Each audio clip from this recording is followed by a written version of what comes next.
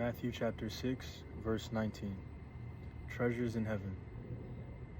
Do not store up for yourselves treasures on earth, where moth and vermin destroy, and where thieves break in and steal. But store up for yourselves treasures in heaven, where moths and vermin do not destroy, and where thieves do not break in and steal. For where your treasure is, there your heart will be also. The eye is the lamp of the body. If your eyes are healthy, your whole body will be full of light. But if your eyes are unhealthy, your whole body will be full of darkness. If then the light within you is darkness, how great is that darkness? No one can serve two masters. Either you will hate the one and love the other, or you will be devoted to the one and despise the other. You cannot serve both God and money. I think this is probably one of the most famous passages in the entire Bible. Very interesting and hard-hitting stuff. I'm going to speak about the first part. Do not store up for yourselves treasures on earth. I think that is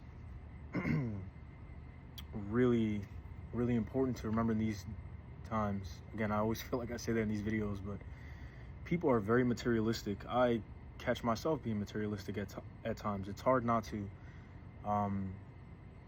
But we have to remember, none of this is going with us when we pass, to the next life. None of it matters. What matters more than the new iPhone or a car or a house or a better apartment or a watch or anything is a relationship with God and knowing Jesus Christ. For where your treasure is, there your heart will be also. I think God is warning us in this verse also to be careful where your loyalty lies, because if all you're worried about is materialistic things your whole life, that must mean that God is on the back burner, because you're putting a priority on one and not the other. Later on in the passage, but if your eyes are unhealthy, your whole body will be full of darkness. I'm sure this has more of a metaphorical meaning, but I would like to take it a little bit literally. Be careful with what you consume, with the media that you consume. I mean, social media is such a big thing. If all you look at is, gossip videos and stuff like Love Island and people fighting and war movies and just like stuff that you shouldn't be looking at, that stuff affects your spirit, it affects your mind. And again, this is another hard thing to do, is to take the secular part out of your life. That's why we fast, is to separate the desires of the flesh from the desire and will of God. Because our flesh is not willing, but our spirit is willing to follow the will of God.